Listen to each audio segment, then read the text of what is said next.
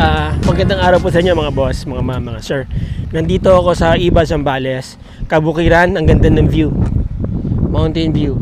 Ito yung property na binibenta. 113 ang kanyang frontage. Dito tayo para makita nyo ng gusto, no?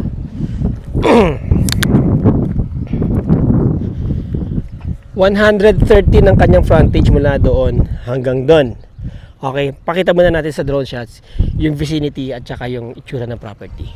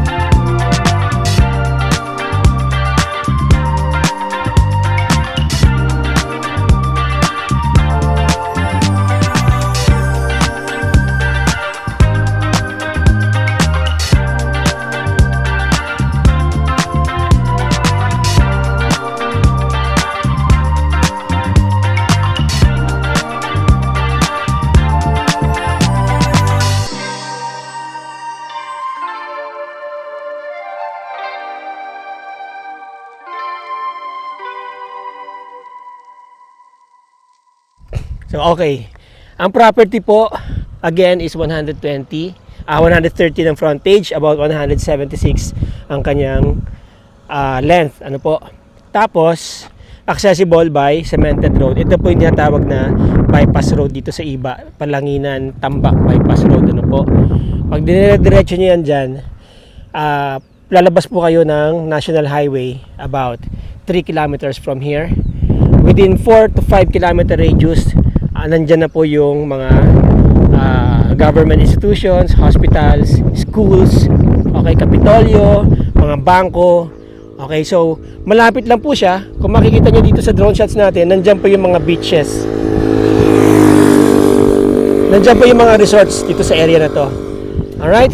Now, ang property is selling for 1,000 pesos per SQM per square meter. Clean title po yan. So, ibig sabihin, kung 2 hectares to is 20,000 square meters, nasa 20 million ang selling price ng property.